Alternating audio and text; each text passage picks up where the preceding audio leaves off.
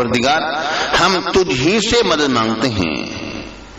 تو اس مدد کے مانگنے میں اللہ رب العالمین نے ایک تو حصر کر دیا، ہی کا لفظ آ گیا، ہی کا، ہم تجھ ہی سے، کیونکہ ایا کا جو ہے یہ نستعین سے پہلے آ گیا نا، ایا کا جو ہے نستعین سے پہلے آ گیا. اگر یوں ہوتا نستعینوں کا ہم تجھ سے مدد مانگتے ہیں تو بات الگ ہو جاتی. ایا کا یہ کاف جو ہے اس کو اٹھا کر پہلے ذکر کر دیا گیا اور یہ کاف کو پھر ایا کا بنا دیا گیا، ضمیر منفصل بنایا گیا کہ ہم تجھ ہی سے مدد مانگتے ہیں، کسی اور سے مدد نہیں مانگتے. جب یہ بات واضح ہو گئی کہ ہم اللہ تعالیٰ ہی سے مدد مانگتے ہیں تو آپ نے اللہ تعالیٰ کے اس کلام کو دو حصوں میں بانٹ دیا. آپ نے قید لگا دی یہاں پر کہ ہم تجھ ہی سے مدد مانگتے ہیں، آپ نے قید لگا دی یہاں پر. خاص ادھر آ رہی ہے، ادھر جگہ ہے، ادھر جگہ فل ہو رہا ہے، ادھر آ رہی ہے.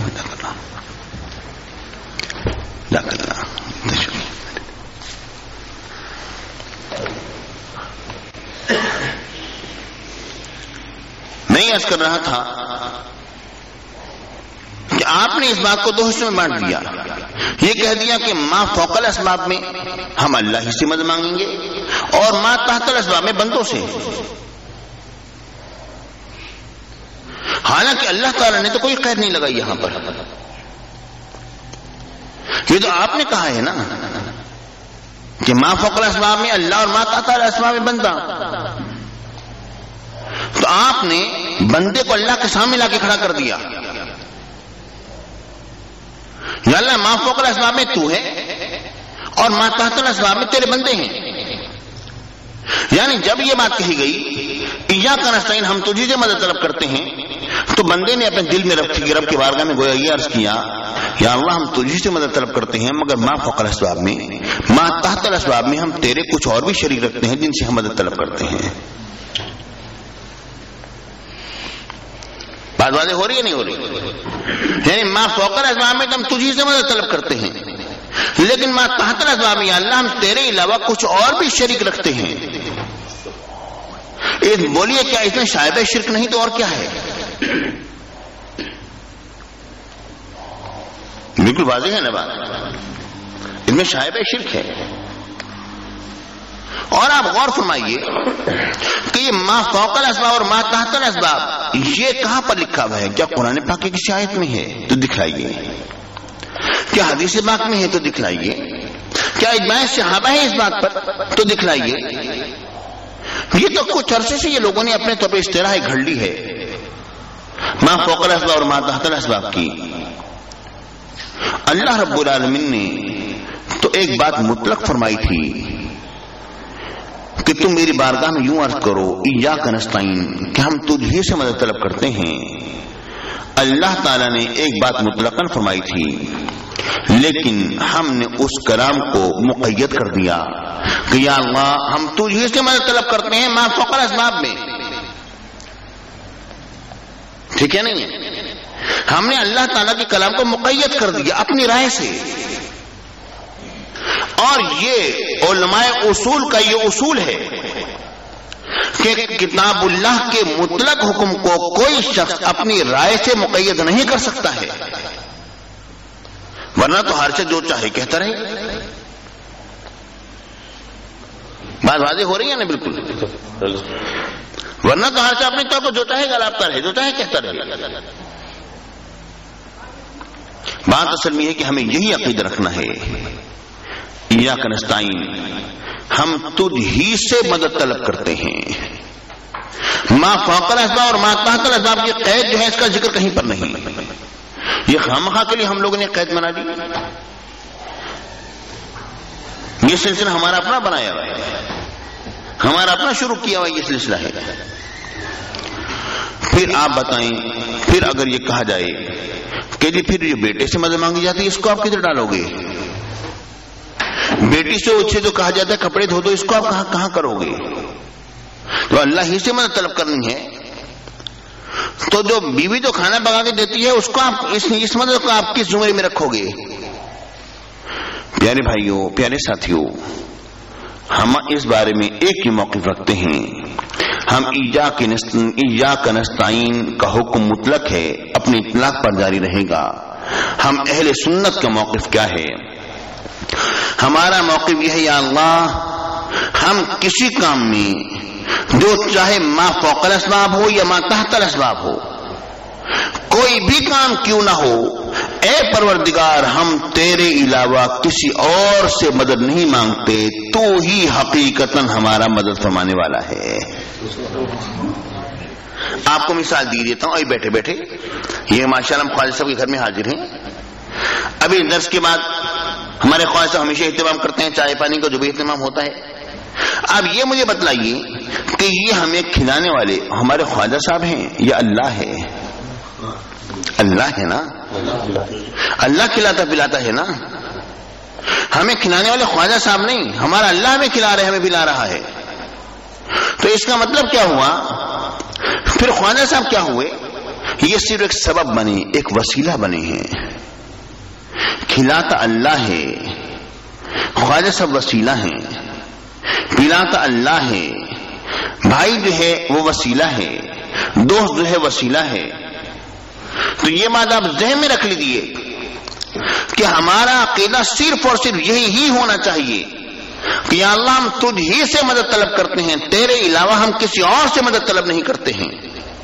اگرچہ ہم یہ بھی کہہ دیں یا رسول اللہ المدد بھی کہہ دیں، یا ہم یہ کہہ دیں یا علی مشکل کشا کہہ دیں، یا ہم یوں کہہ دیں یا غوث الورا المدد کہہ دیں، پھر بھی آپ پوری دنیا میں گھوم جائیے، پوری دنیا میں گھوم جائیے، یا رسول اللہ کہنے والے بے شمار لوگ ہیں، ان گنت لوگ ہیں. غوث اعظم کو پکارنے والے ان گنت لوگ ہیں. یا علی مشکل کشا کہنے والے ان گنت لوگ ہیں. آپ ان سے اتنا تو پوچھئے، کسی ایک فرد کو بلائیے اور پوچھئے یہ تو بتاؤ اللہ مدد کرتا ہے یا رسول اللہ مدد کرتے ہیں؟ تو کیا کہے گا؟ وہ یہی کہے گا مدد تو اللہ ہی کرتا ہے، سرکار مدینہ وسیلہ ہے. اگر آپ اس سے پوچھیں جو آدمی یا غوث اعظم المدد کا نعرہ لگا رہا ہے، آپ کو پکڑیے، بازو سے پکڑیے اور سے کہیں یہ کیا کر رہے ہو، یہ کیا شرک ہے، تم نے یہ یوں کہہ دیا. وہ کیا کہے گا؟ وہ یہ کہے گا جنابی علی میرا غوث اعظم کو پکارنا حقیقتاً نہیں ہے، کلام دو قسم کا ہوتا ہے. اب ایک بات میں دوبارہ دہرائے دیتا ہوں جو پچھلے درس میں میں نے کہی تھی، تاکہ میری بات جو ہے مکمل طور پر آپ کے ذہن نشین ہو جائے. اور وہ بات میں نے کیا عرض کی تھی، توجہ فرمائیے. میں نے یہ بات عرض کی تھی، بلکہ میں نے مثال بھی دی تھی اس پر. مثال کی حقیقت ہے، بنگلہ دیش جانا ہوا تھا، وہاں پر دو قسم کے لوگوں سے ملاقات ہوئی. بنگلہ دیش یقیناً بہت ہی سرسبز علاقہ ہے، اس میں کوئی شبہ نہیں ہے. ڈھاکہ سے چاٹ گام تک، وہاں سے آگے بہت دور دراز لگے، پتہ نہیں کیسے کیسے علاقے نام بھی نہیں آتے. بارہ مدرسہ سیدھی اکادمی تک بہت دور دراز، جہاں پر کہ سڑکیں بھی صرف سولنگ بنی ہوئی ہے. اور بنگلہ دیش میں تو ویسے بھی وہاں پر پتھر تو ہے نہیں، پورے ملک میں پتھر نہیں ہے، پتھر باہر سے منگاتے ہیں. اس لیے جانا تو سڑکیں جو ہیں وہ اینٹیں پکا پکا کر اونچی سڑکیں بنائی جاتی ہیں. تو وہاں پر جب میں گیا دو بندوں سے ملاقات ہوتی ہے. ایک بندے سے میں نے پوچھا یہ بتاؤ سبزہ اتنا کیسے ہے، یہ ہریالی کیسے ہے، کہاں سے آن پہنچی؟ اس نے کہا یہ موسم کی کرشمہ شادیاں ہیں، یہ موسم بڑا خوبصورت ہے، حسین و جمیل ہے، اس کی بنا پر اتنی ہریالی ہے، اتنا سبزہ ہے. تو میں نے اسے یہ کہا کہ اللہ اگانے والا ہے یا موسم اگانے والا ہے؟ وہ کہتا ہے جی بات یہ ہے کہ میں کسی اللہ کو نہیں مانتا، میں تو موسم ہی کو مانتا ہوں. وہ شخص تھا جو اللہ کے وجود کا قائل نہیں تھا. اور ایک وہ شخص جو کہ مثلا صوفی میزان الرحمان صاحب سے میری ملاقات ہوئی، ابھی وہ تشریف بھی لانے والے ہیں کچھ عرصے میں ملاقات کرنے کے لیے، ملتان میں بھی آ رہے ہیں. ان سے میری ملاقات ہوئی، میں نے ان سے کہا صوفی صاحب اتنی ہریالی ڈھاکہ میں، یہ چاٹ گام میں، پورے بنگلہ دیش میں کہاں سے آ گئی؟ کہتے ہیں جی یہ موسم ایسا ہوتا ہے نا جی. میں نے کہا موسم اگاتا ہے یا اللہ؟ تو فوراً کہتے ہیں جی اگانے والا تو اللہ ہی، یہ موسم تو سبب اور وسیلہ ہے نا. یعنی انہوں نے ایک ہی جملہ ہے، وہ جملہ جب پہلے شخص نے بولا کہ موسم اگاتا ہے تو اس بولنے کی بنا پر وہ شخص مشرک ہے، اور وہی جملہ جب دوسرا شخص بولتا ہے جو مسلمان ہے تو اس بنا پر اس پر کوئی شرک کا فتویٰ نہیں لگے گا. پہلے شخص کا کہنا کہ موسم اگاتا ہے وہ حقیقت پر مبنی ہے، اور دوسرے شخص نے جو یہ کہا ہے موسم اگاتا ہے وہ حقیقت نہیں ہے بلکہ مجاز ہے. ٹھیک ہے نا. تو جب یہ بات ہماری سمجھ میں آ گئی تو جو آدمی یہ عقیدہ رکھتا ہے کہ موسم اگانے والا نہیں اللہ اگانے والا ہے، اس کا یہ کہنا کہ موسم اگاتا ہے، اس نے دراصل یہ مجازن یہ جملہ بولا ہے، حقیقی معنی کے اعتبار سے نہیں بولا. اور یوں کہہ دیا جاتا ہے اگر آپ اس بات کا لحاظ نہیں رکھیں گے پھر تو بے شمار کوئی بھی شخص مسلمان نظر نہیں آئے گا. بھئی آپ کا یہ کام کس نے کیا؟ فلاں نے کیا. اللہ نے کیا یا فلاں نے کیا؟ میں کیا تو اللہ ہی نہیں ہے، فلاں بندہ وسیلہ ہے. اگر آپ اس چیز کا لحاظ نہیں رکھیں گے تو آپ کو تو کوئی ایک بھی مسلمان نہیں ملے گا. آپ باقی امور میں تو یہ لحاظ رکھ لیتے ہیں. یا رسول اللہ مدد کا نعرہ لگانے والے سے پوچھ تو لیجیے کہ تمہارا عقیدہ کیا ہے، بولو تو صحیح نا. آپ نے بغیر پوچھے بغیر تحقیق کیے کہ اور آپ نے اس پر شرک کا فتویٰ جڑ دیا. کتنی عجیب بات ہے. باقی امور میں تو آپ کا ذہن اس طرف نہیں جاتا. اور میں یہ عرض کرتا ہوں کہ میرا تو یہ دعویٰ ہے کہ جتنے بھی یا رسول اللہ کے المدد کہنے والے لوگ ہیں ان میں سے آپ کو کوئی بھی ایسا نہیں ملے گا جو یہ کہے کہ نہیں رسول اللہ ہی مدد فرماتے ہیں، اللہ تعالیٰ کوئی مدد نہیں فرماتا ہے. کوئی بھی ایسا اہل سنت میں ہے ہی نہیں وہ شخص. تو اس کا مطلب یہ ہو گیا کہ ما فوق الاسباب اور ما تحت الاسباب کی قید بالکل غلط ہے اور اس کی کوئی حیثیت نہیں ہے. اس کا ذکر نہ قرآن میں ہے نہ حدیث مبارکہ میں ہے، اور اس پر نہ تو اجماع صحابہ ہے، نہ یہ کسی صحابی کا قول ہے، نہ یہ کسی امام کا قول ہے. یہ تو کچھ عرصے سے ایک اصطلاح نکال لی لوگوں نے اپنے طور پر اور لوگوں کو بہکا دیا. ہمارا عقیدہ یہ ہے ایاک نستعین، یا اللہ ہم تجھ ہی سے مدد طلب کرتے ہیں.